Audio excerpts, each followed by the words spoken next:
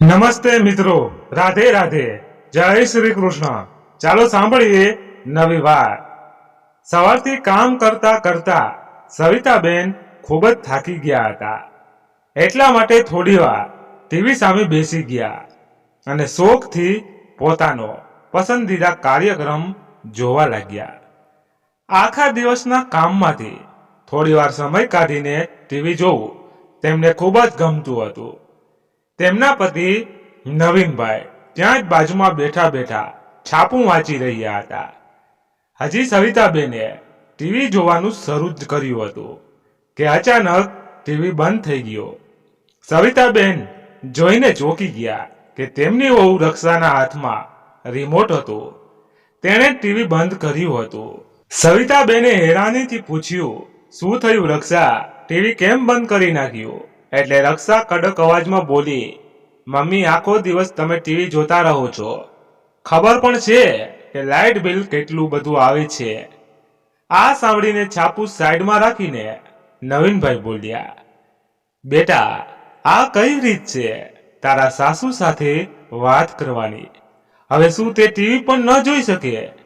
એટલે રક્ષાએ કહ્યું, પપ્પા તમને પણ ખબર છે કે લાઇટ બિલ કેટલું બધું આવે છે, તમે તો આખો દિવસ બસ છાપું વાંચવામાં જ ખોવાયેલા રહો છો। અમારે તો અમારા બાળકોનું પણ વિચારવાનું છે। આજથી આ રિમોટ મારી પાસે રહેશે, આ ટીવી ફક્ત સાંજના જ ચાલુ થશે, હું પોતે જ તમને રિમોટ આપી દઈશ। એટલું કહીને રક્ષા રિમોટ લઈને પોતાના રૂમમાં જતી રહી। સવિતાબેન તો આઘાતથી જાણે પથ્થર જેવા થઈ ગયા હતા। તેમને હજી સુધી વિશ્વાસ નહોતો થઈ રહ્યો કે જે કંઈ પણ તેમને સાંભળ્યું તે કોઈ હકીકત હતી કે પછી સપનું। ત્યારે નવીનભાઈએ તેમના ખંભા પર હાથ રાખ્યો તો સવિતાબેનની આંખોમાંથી આંસુ વહી નીકળ્યા। તેમણે પોતાના પતિને કંઈક કહેવા માટે હજી મોઢું ખોલ્યું જ હતું કે નવીનભાઈએ તેમને ચૂપ રહેવાનો ઈશારો કર્યો અને પોતે ખુરશી પર આંખો બંધ કરીને કંઈક વિચારવા લાગ્યા। દીકરા અને વહુના વર્તનમાં પાછલા ઘણા દિવસોથી તેઓ બદલાવ તો અનુભવી રહ્યા હતા। તે બંનેનું કોઈ કારણ વગર ખીજાઈ જવું, કારણ વગર જોર જોરથી રાડો પાડીને બોલવું, આ બધું તો હવે રોજની વાત થઈ ગઈ હતી। દીકરાએ એક વખત ઈશારામાં તેમને કહી પણ દીધું હતું કે આ મકાન તેના નામે કરી દે, અને નવીનભાઈ પણ એ જ વિચારવા લાગ્યા હતા કે પછી પણ આ બધું દીકરા અને વહુનું જ છે ને, તો પછી અત્યારે શું કામે નહીં?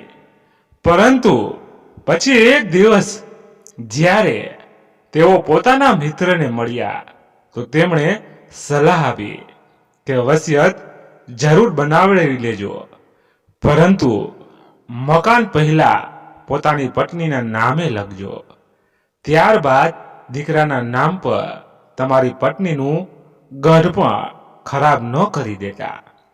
કમસે કમ તમારા ગયા પછી પણ સન્માનભરી બે રોટલી તો મળશે તમારા પત્નીને। તેમણે એવું જ કર્યું હતું, કેમ કે તેમના મિત્રએ સલાહ આપી હતી કે સંતાનનો સાચો રંગ જોવો હોય તો એક વખત ખોટું બોલીને જુઓ કે તમે મકાન એના નામ પર કરી નાખ્યું છે। હકીકત પોતે જ સામે આવી જશે, પરંતુ આટલી જલ્દી નકાબ ઉતરી જશે એવું તેમણે ક્યારેય પણ નહોતું વિચાર્યું। નવીનભાઈ થોડી વાર આમ જ વિચારવા ડૂબેલા રહ્યા। પછી તેમણે સવિતાબેન તરફ જોયું, જેઓ આંખો ખોલીને સતત જોઈ રહ્યા હતા। તેમણે પોતાની પત્નીને કહ્યું, સવિતા, જે દિવસથી આપણો દીકરો આપણી જિંદગીમાં આવ્યો છે તે દિવસથી લઈને આજ સુધી પોતાની ઈચ્છાઓને એક બાજુ રાખીને આપણે ફક્ત તેના વિશે જ વિચાર્યું છે, અને આજે આ ઉંમરમાં પણ તું ઘરનું બધું જ કામ કરે છે અને વહુને બહાર હરવા ફરવાથી અને આરામ કરવાથી સમય નથી મળતો. નિવૃત્ત થયા પછી પણ હું મારું પેન્શન ઘરના ખર્ચા માટે દેતો આવ્યો છું, પરંતુ આ બધું કરવા છતાં પણ આપણને શું મળ્યું? વહુ હાલતા ને ચાલતા અપમાન કરતી રહે છે અને આપણો દીકરો છે જે જોરુનો ગુલામ બનીને બેઠો છે. બસ બહુ થયું સવિતા, હવે મને લાગે છે કે આપણે પોતાના માટે પણ જીવવું જોઈએ. એટલે સવિતાબેન બોલ્યા, શું મતલબ તમારો? હું સમજી નહીં. સવિતા, ઘણા સમયથી મારે ક્યાંક ફરવા જવાની ઈચ્છા છે. એટલે સવિતાબેન બોલ્યા, ઈચ્છા તો મને પણ ઘણી થાય છે, પણ એમ વિચારીને ચૂપ રહી જાઉં છું કે ક્યાંક દીકરો અને વહુ ગુસ્સે ન થઈ જાય.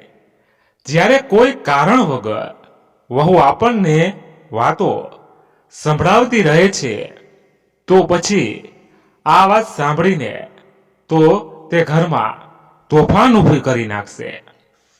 એટલે નવીનભાઈ બોલ્યા, સવિતા, તને ખબર છે, નાનપણમાં હું જ્યારે પણ આકાશમાં વિમાનને ઉડતો જોતો ને તો મારું તેમાં બેસવાનું ખૂબ જ મન થતું હતું, પરંતુ ક્યારે બેસી ન શક્યો, કેમ કે માતા પિતા પાસે તો એટલા રૂપિયા હતા નહીં. જેમ તેમ ઘરનો ખર્ચો ચાલતો હતો. ખૂબ જ મુશ્કેલીથી તેમણે મને સરકારી સ્કૂલમાં ભણાવ્યો. ત્યારે જઈને મને સરકારી નોકરી મળી હતી અને જ્યારે ગૌરવ પેદા થયો ત્યાર પછી તો આપણે આપણી મહેનતની બધી જ કમાણી પોતાના દીકરા ઉપર જ ખર્ચ કરી નાખી. તેની દરેક ઈચ્છા પૂરી કરી, કેમ કે મારું નાનપણ તો અભાવમાં વીત્યું હતું અને હું નહોતો ઈચ્છતો કે મારો દીકરો પણ મારી જેમ મન મારીને પોતાની જિંદગી જીવે. બધી કમાણી તો આપણે આપણા દીકરા પર ખર્ચ કરી નાખી. તેને સારું ખાવા પીવાનું, સારા મોંઘા કપડાં પહેરાવી આપી શકીએ એમાં જ બધો ખર્ચો કર્યો. તેને ભણાવવામાં જેટલો ખર્ચ આવવાનો હતો બધાની વ્યવસ્થા આપણે પહેલા જ કરીને રાખી હતી, એમ વિચારીને કે ક્યાંક એવું ન થાય કે રૂપિયાની તંગીના કારણે તે આગળ ભણી ના શકે. એટલા માટે હંમેશા પોતાના ખર્ચા કાપીને આપણે આપણા દીકરા માટે બચત કરી હતી. જેટલા પણ રૂપિયા જે પણ સમયે તેને માગ્યા આપણે એને આપી દીધા. એક જ પગારમાં દીકરાનું ભણવાનું, ઘરના ખર્ચ અને મારા વૃદ્ધ માતા પિતાની દેખભાળ, આ બધું કેટલી કુશળતાથી આપણે બંનેએ મહેનત કર્યું હતું તે તો આપણને બંને જાણીએ છીએ. પરંતુ દીકરાએ તો આજે બધું જ નકારી દીધું. વિચાર્યું હતું કે ગઢપણમાં બધી જ જવાબદારીઓથી મુક્ત થઈને આરામથી રહીશું, પણ અહીં તો ગઢપણમાં પણ આપણા દીકરા અને વહુએ આપણી ઉપર કેટલા બધા પ્રતિબંધ લગાડી દીધા છે. આટલા તો આપણે એ સમયે પણ બંધાયેલા નહોતા જ્યારે આપણા ખંભા પર જવાબદારીઓ હતી, અને આજે જ્યારે જવાબદારીઓથી મુક્ત થવાનો સમય આવ્યો તો વહુએ આખા દિવસ માટે તને રસોઈના કામકાજમાં વ્યસ્ત કરી નાખી અને મારા પેન્શનના બધા જ રૂપિયા લઈને આજે દીકરો અને વહુ આપણને જ આંખો દેખાડી રહ્યા છે. એટલે સવિતાબેન ઉદાસ થઈને બોલ્યા, આપણે લોકો બીજું કરી પણ શું શકવાના છીએ? આ તો હવે આપણી કિસ્મત છે અને આપણે આવી રીતે જ રહેવું પડશે. આખી જિંદગીના સવિતા, હું એવું નહીં થવા દઉં. મેં જે વિચાર્યું છે હું તે કરીને જ રહીશ. એટલે સવિતાબેન આશાભરી નજરોથી પોતાના પતિ તરફ જોયું અને કહેવા લાગ્યા, તો શું વિચાર્યું છે તમે? એટલે નવીનભાઈએ કહ્યું, બસ કાલ સુધી રાહ જો અને પછી જો હું શું કરું છું. બીજા દિવસે નવીનભાઈ અયોધ્યા ધામ જવા માટે પોતાની અને સવિતાબેનની ટિકિટ કઢાવીને લઈ આવ્યા. તે ટિકિટ બસ કે ટ્રેનની નહોતી, પરંતુ વિમાનની હતી. તેમને દર મહિને 40,000 પેન્શન આવતું હતું, જેમાંથી તેમણે 25,000 રૂપિયાની ટિકિટ કરાવડાવી અને 15,000 રૂપિયા પોતાની પાસે ખર્ચો કરવા માટે રાખી લીધા. તેમણે આવીને સવિતાબેનને ટિકિટ દેખાડી એટલે સવિતાબેન ગભરાઈ ગયા. શું તમે પેન્શનના બધા જ રૂપિયા વાપરી નાખ્યા? અરે, આ શું કર્યું તમે? હવે રક્ષાને શું કહેશો? અરે સવિતા, તું ચિંતા ન કર. આપણે આપણા દીકરા અને વહુ પર નિર્ભર નથી. આપણી પાસે મારો પોતાનો પગાર આવે છે. પેન્શનના રૂપે થોડા દિવસો વીતી ગયા.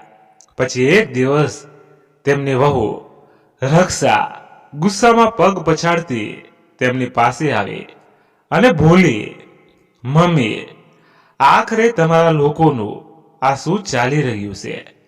તેની આ વાત સાંભળીને સવિતાબેન હેરાન રહી ગયા અને પૂછ્યું, કેમ, શું થયું બેટા? અચ્છા, બોલી તો એવી રીતે રહ્યા છો જાણે કંઈ ખબર જ ન હોય. આ વખતે પપ્પાએ પોતાના પેન્શનના રૂપિયા આપ્યા નથી. મહિનાની 10 તારીખ થઈ ગઈ છે. તમે આજે જ એમને કહો કે પેન્શનના રૂપિયા ઉપાડી આવીને મને આપી દે. બેટા, વાત એમ છે ને કે આ વખતે તારા પપ્પા અને મેં એક સાથે બહાર ફરવા જવાનું પ્રોગ્રામ બનાવ્યો છે અને તેમના પેન્શનના રૂપિયાથી જ અમે ફરવા જવાની ટિકિટ કઢાવડાવી લીધી છે. એટલે આ વખતે તો પેન્શનના રૂપિયા તને નહીં આપી શકીએ. સવિતાબેને સહેજ અચકાતા કહ્યું. આ સાંભળીને રક્ષા બોલી, શું તમે બંને ફરવા જઈ રહ્યા છો? શરમ નથી આવતી? આ ઉંમરમાં રખડતા ચૂપચાપ ઘરમાં બેઠા રહો જેમ બીજા વૃદ્ધ લોકો રહે છે. ખબર પણ છે ઘરમાં કેટલું કામ હોય છે. આવવા દો તમારા દીકરાને. તેમને પણ કહીશ કે કેટલો ફાલતુનો ખર્ચો કરે છે. તેમના મા બાપ અને અમને બંનેને પૂછ્યા વગર તમે લોકોએ બહાર ફરવા જવાનું વિચાર્યું પણ કઈ રીતે? રક્ષાની વાત સાંભળતા જ સવિતાબેન સમજી ગયા કે આજે તેમના દીકરાના આવ્યા પછી ઘરમાં સારી એવી બોલાચાલી થવાની છે. કેમ કે હંમેશાથી ઘરમાં એમ જ થતું આવ્યું છે કે પેન્શનના બધા રૂપિયા તેમનો દીકરો અને વહુ તેમની પાસેથી લઈ લે અને પોતાના હિસાબથી ખર્ચ કરે છે. અહીં સુધી કે તેમાંથી એમને 500 રૂપિયા નીકાળવાની પણ છૂટ હતી નહીં. જો તેઓ એવું કરતા તો ઘરમાં જોરદાર ઝઘડો થતો હતો. એક દિવસની વાત છે. નવીનભાઈએ તેમના લગ્નની વર્ષગાંઠ પર સવિતાબેનને 1000 રૂપિયાની સાડી લઈને આપી. એટલે પેન્શનમાંથી 1000 રૂપિયા ઓછા જોઈને તેમની વહુ નવીનભાઈ પર રાડો પાડતા બોલી, આમાંથી 1000 રૂપિયાનું તમે શું કર્યું છે? ક્યાં ખર્ચ કરીને આવ્યા છો? એટલે નવીનભાઈએ કહ્યું, મેં તારા સાસુ માટે તેની મનપસંદ સાડી ખરીદી છે. કેમ કે ઘણા દિવસોથી તેને સાડી લીધી નહોતી. જ્યારે ત્યારે પણ હું તેના માટે સાડી ખરીદવાની વાત કરતો તો તે કહેતી કે મારી પાસે ઘણી બધી સાડીઓ પડી છે, પરંતુ જ્યારે સાડી પહેરવાનો અવસર આવતો તો એક પણ નવી સાડી દેખાતી જ નહીં. એટલે મેં વિચાર્યું કે તેના માટે એક સાડી ખરીદી લઉં. આ સાંભળીને રક્ષા બોલી, શું સાડી ખરીદવામાં તમે 1000 રૂપિયા ઉડાડી દીધા? આ ઉંમરમાં તમે લોકો એનિવર્સરીની ગિફ્ટ આપી રહ્યા છો. એકબીજાને જરાક વિચાર કરો. ઘરમાં નાના મોટા કેટલા બધા ખર્ચા હોય છે. લાઇટ બિલ, રાશન, દૂધનો, શાકભાજીનો બધો જ ખર્ચો અમારે આપવો પડે છે. પરંતુ તમને લોકોને શું ખબર પડે કે શહેરમાં રહેવું કેટલું મુશ્કેલ હોય છે. આખી જિંદગી તો ગામડે રહ્યા છો. આ ઘટનાને યાદ કરતા સવિતાબેન મનમાં ને મનમાં ગભરાઈ રહ્યા હતા કે જ્યારે રક્ષાએ 1000 રૂપિયા પાછળ ઘરમાં આટલો બધો કંકાસ ઊભો કર્યો હતો, તો હવે તો પેન્શનના બધા જ રૂપિયા ટિકિટ ઉપર ખર્ચ થઈ ગયા છે. તો હવે તે શું કરશે? સાંજે જ્યારે સવિતાબહેનનો દીકરો ગૌરવ ઘરે આવ્યો તો રક્ષાએ તેને બધી જ વાત જણાવી. ગૌરવ તે જ સમયે ગુસ્સામાં પોતાના રૂમમાંથી બહાર આવ્યો અને રાડ પાડીને બોલ્યો, આ મહિનાની 10 તારીખ થઈ ગઈ છે અને તમે હજી સુધી પેન્શનના રૂપિયા આપ્યા નથી. બીજું તો ઠીક, અમને પૂછ્યા વગર બધા જ રૂપિયા ખર્ચ પણ કરી નાખ્યા. હવે આ મહિનાનો રાશન પાણીનો ખર્ચો કેવી રીતે ચાલશે? અને આટલા ફાલતુના રૂપિયા ખર્ચ કરવાની જરૂરત શું હતી? ગટપણમાં ફરવાનો શોખ ચડ્યો છે. આરામથી ઘરે નથી રહી શકતા. વધારે ફરવાનું મન હતું તો નજીકના મંદિરમાં ફરી આવવું હતું ને. હું તમને લોકોને કહી દઉં છું, જો તમે પેન્શનના રૂપિયા ન આવ્યા તો આટલી વાત સાંભળતા જ નવીનભાઈનો ચહેરો ગુસ્સાથી લાલ થઈ ગયો અને રૂઆબદાર અવાજમાં જોરથી બોલ્યા, તો શું બેટા, બસ બહુ થઈ ગયું. તમને લોકોને બસ અમારું ફરવા દેખાઈ રહ્યું છે. પોતાના ફાલતુના ખર્ચા નજરે નથી આવતા. રક્ષા હાલતા ને ચાલતા ઓનલાઈન શોપિંગ કરતી રહે છે. નવા કપડાં અને ખોટી જ્વેલરી મગાવતી રહે છે. પાર્ટીમાં જાય છે. તમે લોકો દર રવિવારે બહાર જમવા જાઓ છો. એ બધાનું શું? બીજું તો ઠીક, અમારું ટીવી જોવું પણ તમને લોકોને ગમતું નથી. તારી પત્નીએ અમારા ટીવી જોવાનો સમય પણ નિર્ધારિત કરી નાખ્યો છે. અરે વૃદ્ધ થયા છીએ, મરી તો નથી ગયા ને. અમે લોકો અમારું પણ મન થાય છે પોતાની ઈચ્છાથી કંઈક કરવાનું, ક્યાંક જવાનું, સારું ખાવાનું. અમારા ક્યાં જવાથી તમારા ખર્ચા વધી જાય છે, પરંતુ તમારા બહાર ફરવાથી, પિક્ચર જોવા જવાથી, બહારનું જમવાના ખર્ચથી નથી વધતા. શું પોતાના ઉપર તો ખૂબ ખર્ચા કરો છો, પરંતુ મા બાપે થોડો એવો ખર્ચ કરી નાખ્યો તો ભડકી પડ્યા. ભૂલી ગયા કે 2 મહિના પહેલા જ તમે લોકો વિદેશ ફરીને આવ્યા છો. તો શું પ્લેનની ટિકિટો મફતમાં આવી હતી? વર્ષમાં 2 વખત તમે બહાર ફરવા જાવ છો. શું ક્યારેય અમે કંઈ રોકટોક કરી કે તમે ક્યાં જઈ રહ્યા છો, કેટલો ખર્ચ કરી રહ્યા છો? આજે અમારા ફરવા માટે થોડો એવો અમે ખર્ચો શું કરી નાખ્યો તો તમને લોકોને તકલીફ થવા લાગી. એટલે ગૌરવ બોલ્યો, પપ્પા, અમારા ફરવા માટે હું તમારી પાસે રૂપિયા માંગીને ખર્ચ નથી કરતો. પોતે રૂપિયા કમાઉં છું અને એ રૂપિયાથી અમે લોકો ફરવા જઈએ છીએ. તો બેટા, હું પણ મારા પેન્શનના રૂપિયાથી જ ફરવા જઈ રહ્યો છું. મેં તારી પાસે રૂપિયા નથી માંગ્યા. પોતાના પિતાનો આ જવાબ સાંભળીને ગૌરવ ગુસ્સાથી લાલ થઈ ગયો અને બોલ્યો, ઠીક છે પપ્પા, જો તમે લોકોએ ફરવા જવાનો પ્લાન બનાવી જ લીધો છે તો એટલી વાત સમજી લો કે આ ઘરમાં રહેવું હોય તો હું તમને મફતમાં નહીં ખવડાવું.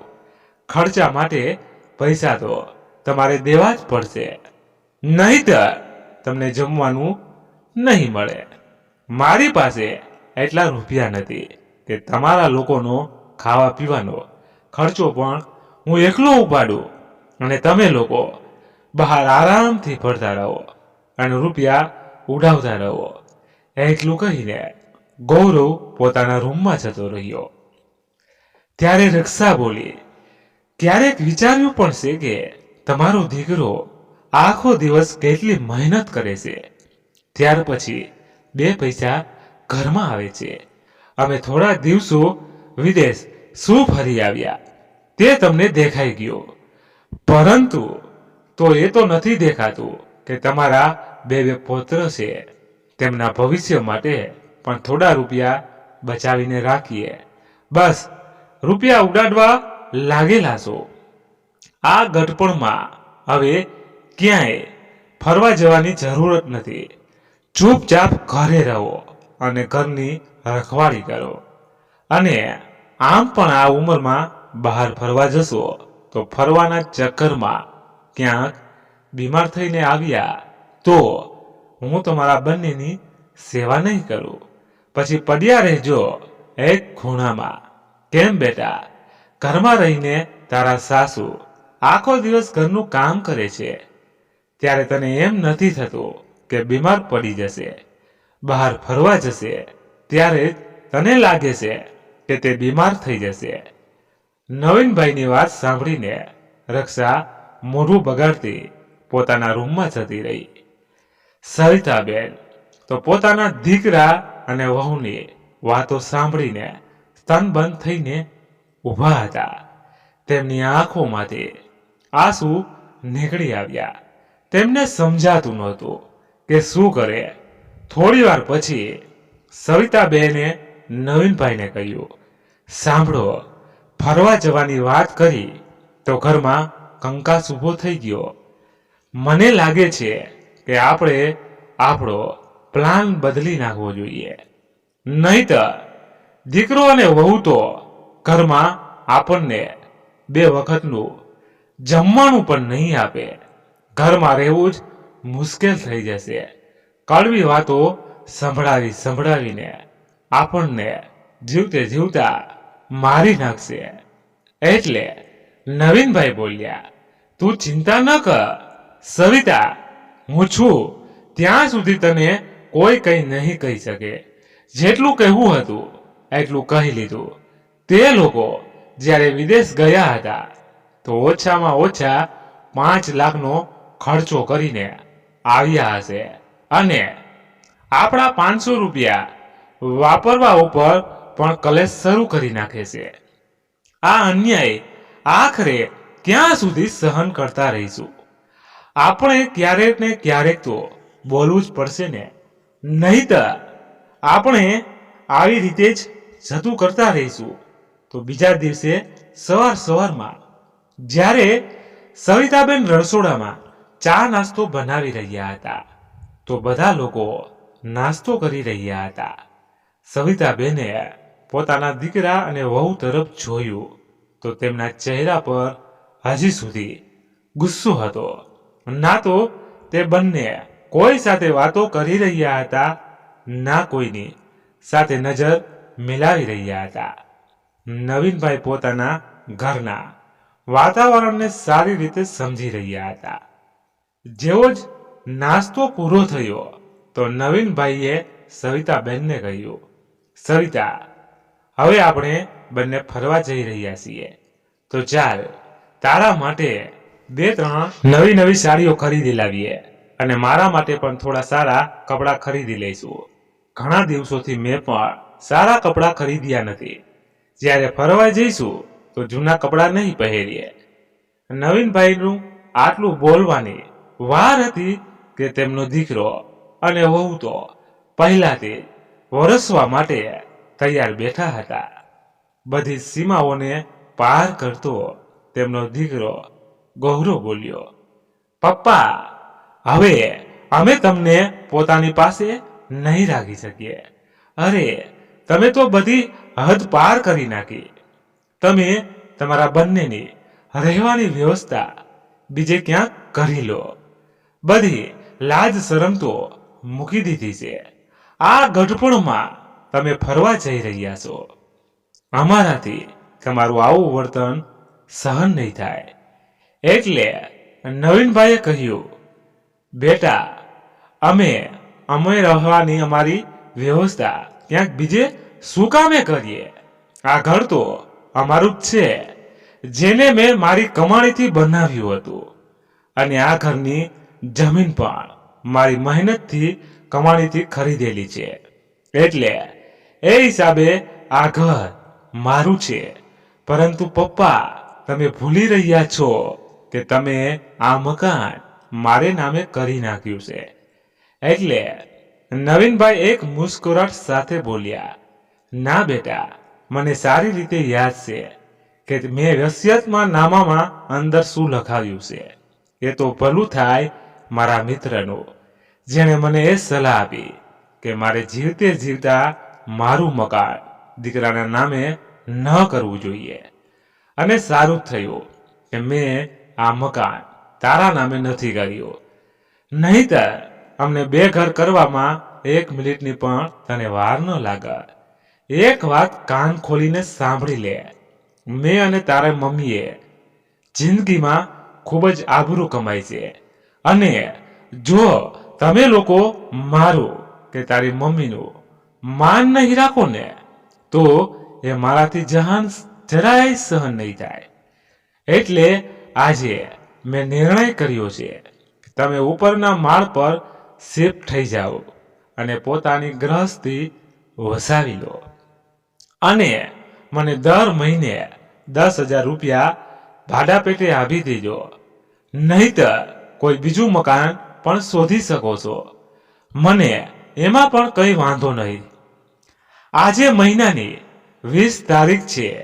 તમારી પાસે 30 તારીખ સુધીનો સમય છે. વિચારીને જવાબ આપી દેજો. હું એ હિસાબથી જ આગળ વિશે વિચાર કરીશ. હવે નિર્ણય તમારો છે. એટલે રક્ષા બોલી, જો તમે અમને આ ઘરમાંથી નીકાળી દેશો તો આટલા મોટા ઘરમાં શું કરશો? અને આ ગઢપણમાં તમારી દેખરેખ કોણ કરશે? આખરે અમે તમારા દીકરા અને વહુ છીએ, તો તમારા કામે તો અમે જાણીશું ને. એટલે નવીનભાઈએ કહ્યું, અરે, હજી તો અમારા બંનેના હાથ પગ ચાલે છે. તો તમારી આ હાલત છે તો જ્યારે અમે પૂરી રીતે તમારી ઉપર નિર્ભર થઈ જશું, ત્યારે તો તમે લોકો અમને ભૂખ્યા જ મારી નાખશો. હવે જો પોતાના રૂપિયા ખર્ચ કરવા જ છે તો અમે તમારો રૂઆબ શું કામ સહન કરીએ? અને રહી વાત ગઢપણમાં સમય વિતાવવાની, તો આટલું મોટું ઘર છે. આ ઘરમાં હું 2 ભાડું હાથ આરામથી રાખી શકું છું. અને કામવાળી બેન મળવી કોઈ મુશ્કેલ વાત નથી. રસોઈ બનાવવા અને ઘરના બાકીના કામ માટે પણ અમે બેન રાખી લઈશું. પોતાના પેન્શનથી અમે અમારું ગઢપણ આરામથી ગુજારી શકીએ છીએ. તમે અમારા ગઢપણની ચિંતા ન કરો. આ વાત સાંભળીને ગૌરવ અને રક્ષા સ્તનબંધ રહી ગયા.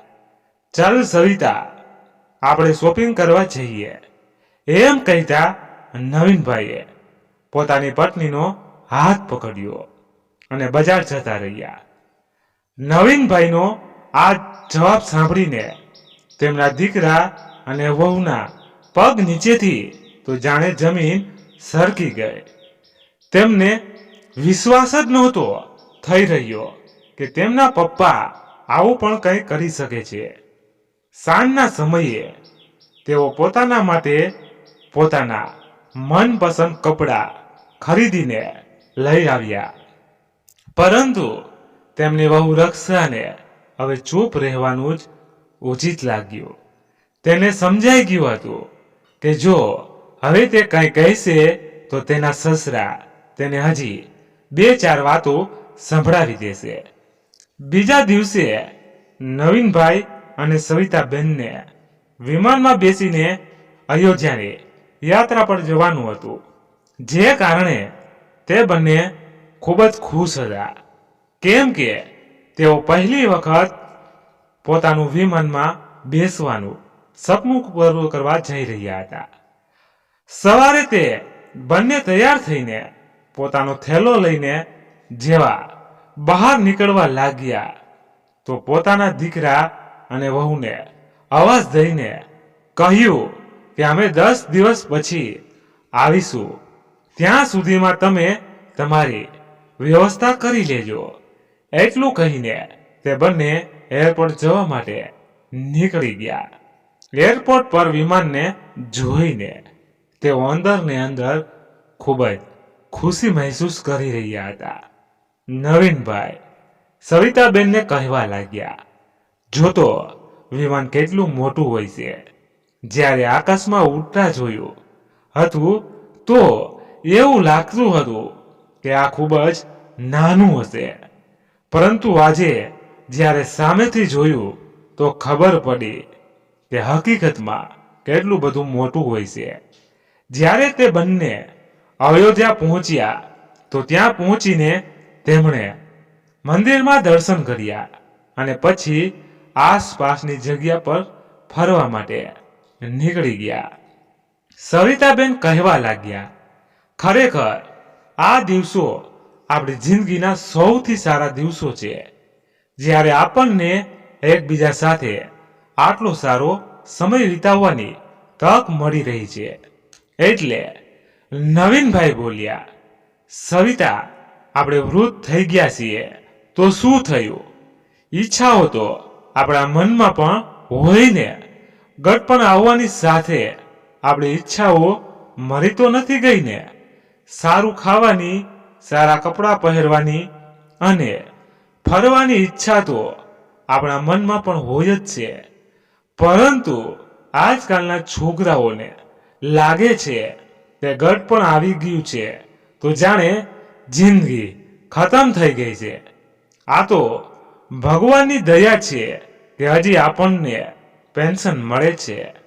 આજે આ પેન્શનના દમ ઉપર જ હું છોકરાઓ સામે બોલી શક્યો છું, પરંતુ મને તો એ મા બાપ વિશે વિચારીને ચિંતા થઈ રહી છે, જેમને પેન્શન આવતું નથી હોતું અને પોતાનું બધું જ પોતાના બાળકો પર લૂંટાવી દેશે. વૃદ્ધાવસ્થા માટે પોતાની પાસે કંઈ પણ રાખતા નથી. કઈ રીતે તેઓ પોતાનું ગઢપણ ગુજારતા હશે, જ્યારે તેમના બાળકો એક વસ્તુ માટે તેમને લાચાર બનાવી દેતા હશે. અયોધ્યાનું મંદિર તો ખૂબ જ દૂરની વાત છે. આપણો દીકરો તો આપણને અત્યાર સુધી નજીકના કોઈ મંદિરમાં પણ લઈને ગયો નથી. હશે મુક આ બધી વાતોને. સવિતા, આપણે અહીં આરામથી થોડા દિવસો વિતાવીશું અને પછી ઘરે જઈશું. જોતામાં 10 દિવસ વીતી ગયા. ત્યારબાદ જ્યારે તે લોકો ઘરે પાછા આવ્યા તો તેમને જોતા જ ગૌરવ અને રક્ષા તરત જ તેમની પાસે દોડીને આવ્યા અને તેમના પગમાં પડી ગયા અને કહેવા લાગ્યા, પપ્પા, અમને માફ કરી દો, અમારાથી ભૂલ થઈ ગઈ છે. તમારે જે રીતે આ ઘરમાં રહેવું હોય એ રીતે તમે રહો. તમને જ્યાં ફરવા જવાનું મન થાય ત્યાં ફરીને આવો, પરંતુ અમને આ ઘરમાંથી ન નીકાળતા. અમે આ ઘરને મૂકીને ક્યાં જઈશું? તમે તો જાણો જ છો કે મારો પગાર કેટલો છે. હવે એમાંથી પણ હું મકાનના ભાડાના 10,000 રૂપિયા કાઢીશ તો અમે ખર્ચો કઈ રીતે ચલાવશું? પછી રક્ષા બોલી, મમ્મી, તમે જ પપ્પાને સમજાવો ને કે અમને આ ઘરમાંથી જવા માટે ન કહે. હવે તે ઘરનું બધું જ કામ હું જ કરીશ. તમે બસ બેસીને આરામ કરજો અને શાંતિથી ટીવી જોજો. ટીવીનું રિમોટ તમારી પાસે જ રહેશે. નવીનભાઈને હવે વિશ્વાસ થઈ ગયો હતો કે તેમના દીકરા અને વહુની અક્કલ આવી ગઈ છે. હવે તેઓ તેમને ગઢપણની જિંદગીમાં દખલઅંદાજી નહીં કરે. એટલે તેમણે કહ્યું, ઠીક છે બેટા, જો તમે લોકો આ ઘરમાં રહેવા માંગો છો તો મારી પણ એક શરત છે. હું મારા પેન્શનના બધા જ રૂપિયા તમને નહીં આપું. થોડા રૂપિયા હું પોતાની પાસે રાખીશ. કેમ કે વૃદ્ધાવસ્થામાં મારા અને મારી પત્નીના પણ થોડા ખર્ચા હોય છે. અમારી દવાઓનો ખર્ચો તો ચાલતો જ રહે છે. ક્યારેક બ્લડ પ્રેશરની દવા, તો ક્યારેક ડાયાબિટીસની દવા, તો ક્યારેક સાંધાના દુખાવાની દવા, અને વારવાર મારે તમારી આગળ હાથ લાંબો કરવો પડે તે મને નથી ગમતું. પોતાના જ રૂપિયા માટે હું તમારા પર આધારિત રહું એ મને મંજૂર નથી. એટલે ગૌરવે કહ્યું, ના પપ્પા, તમે આ કેવી વાત કરી રહ્યા છો? તમને જેમ ઠીક લાગે તમે એવી રીતે જ કરજો. પછી ગૌરવે રક્ષાને કહ્યું, રક્ષા, તું અહીં ઊભી શું કરી રહી છે? જલ્દીથી મમ્મી અને પપ્પા માટે ચા બનાવીને લઈ આવ. તે લોકો થાકી ગયા હશે. આટલી વાત સાંભળતા જ નવીનભાઈના ચહેરા પર સ્માઇલ આવી ગઈ અને મનમાં વિચારવા લાગ્યા કે આજે જો તેમણે પોતાના અને પોતાની પત્નીના આત્મસન્માન માટે આ નિર્ણય ન લીધો હોત તો પહેલાની જેમ જ આજે પણ તેમને મન મારીને ગુજારો કરવો પડે. ક્યારેક જિંદગીમાં પોતાના માટે થોડાક કઠોર નિર્ણય લેવા પડે છે. થોડુંક સ્વાર્થી બનવામાં પણ કઈ વાંધો નથી હોતો. આ તો દુનિયા છે અને દુનિયા કંઈક ને કંઈક તો બોલશે. પરંતુ જો પોતાના હાથમાં રૂપિયો હોય તો આપણે પોતાનું એટલું માનતું સાચવવું જોઈએ કે આપણને કોઈ કંઈ કહી ન શકે અને પોતાના રૂપિયાના દમ પર આપણે પોતાની જિંદગીને આત્મસન્માનથી સાથે ગુજારી શકીએ. મિત્રો, આજની વાત વિશે તમારે શું કહેવું છે એ કોમેન્ટ કરીને જણાવજો. અને પસંદ આવી હોય તો લાઈક કરી તમારા મિત્રો સાથે વધુમાં વધુ શેર કરજો. ધન્યવાદ. ફરી મળીએ નવી વાર્તા સાથે. ત્યાં સુધી બધા ખુશખુશાલ રહો. જય માતાજી, જય હિન્દ, જય ભારત.